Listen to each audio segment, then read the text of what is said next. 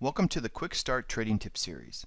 In this video, I'm going to go over the R-level bias and demonstrate some practical application on how by integrating the R-level into your method, it can make an immediate impact in your trading. The R-level can be found on the price map framework identified by the R-level qualifier and the green highlight. The R-level can be on 9 different positions on the price map framework. Here we have an example at the top of the critical range, in the middle, below, or significantly below. The R-level is part of the price map framework and is arguably the most important action qualifier as it defines the sentiment bias for the trade period. Markets will have a negative bias below this price point and a positive bias above it.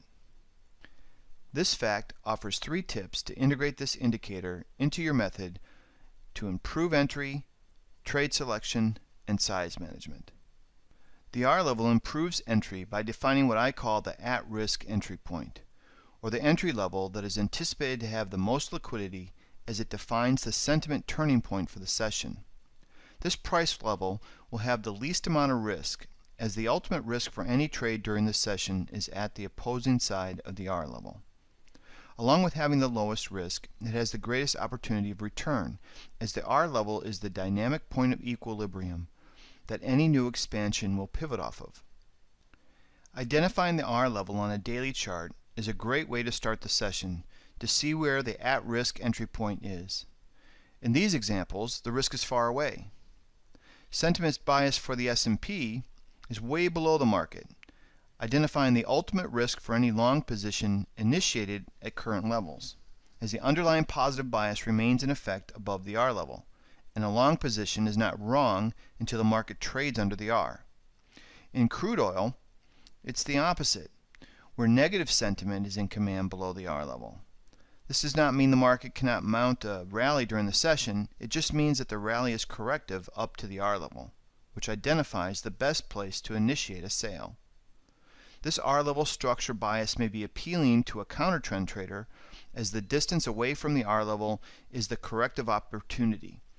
But for traders that like to trade with momentum, it's a signal that trading in the current structure carries some risk. Soybeans and wheat, in this example, are trading near risk, or the R-level, identifying the potential for a good risk-defined trading opportunity. Trade selection. Now that we've identified the at-risk entry, we can improve our trade selection by focusing on we know what to be true.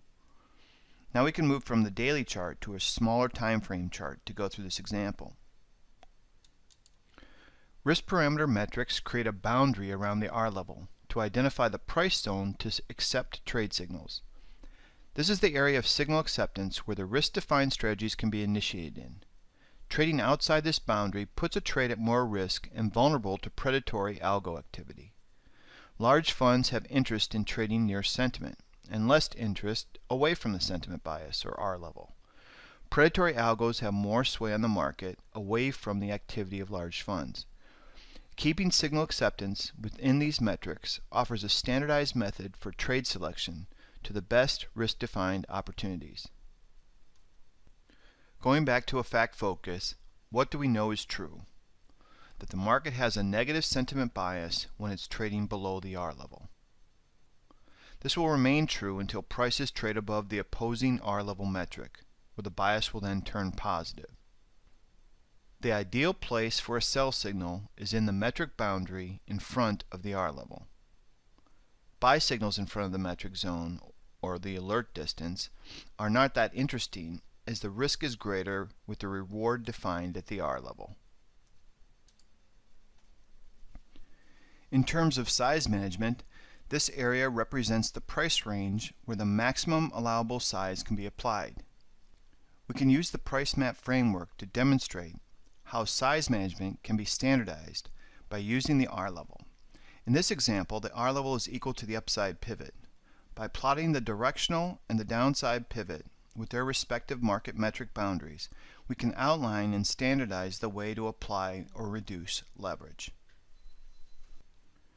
Markets do not always provide us with the optimal opportunity, but when they do, we must allocate the proper size amount, as this is the best opportunity. If you get 16 in blackjack, you don't double down. But if you're holding 11 with a 5 and a 6, you do, and you don't think twice about it. It's an intuitive response because it's a good opportunity, and good opportunities should be leveraged. As a systematic approach, using a 3-unit max trade opportunity at the R level would be 3 units. If we miss the trade at the R level, or the market doesn't offer us one, but instead produces a sell DIR breakout signal, this is a good opportunity and near the R level, but it's not as good as the R level opportunity, and should have a lower amount of leverage, 2 units being the maximum amount.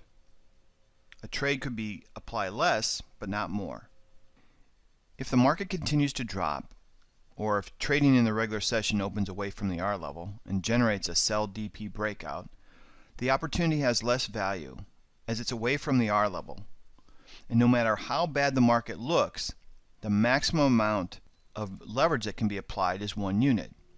The reason is that if maximum size is applied here and the trade is wrong, and then the market rallies back up to the directional, and then the trader puts on a 2-unit short because of less margin, and then loses money on that trade as well, if the market then does rally up and provide a sell R fade, most likely the daily margin constraints and the fact that the trader has also absorbed 2 losses and may be shy about entering will only put on 1 unit. This is the optimal opportunity, so selling is the correct thing to do, but even if the trade does work and breaks back down to the downside pivot, it will not even cover the prior losses. By creating a systematic approach to size management, you're always leveraging up in the most favorable spot. For more information on the R level, you can access it through our help menu on the desktop or by clicking one of the question marks. And that'll open up our tree, and then you'll find the price map section, and you can go down to the R level and open it up and read more about this indicator. You can also go to the website and search for R level to find other articles and pages, and any questions, email us at info@jsservices.com. Thank you.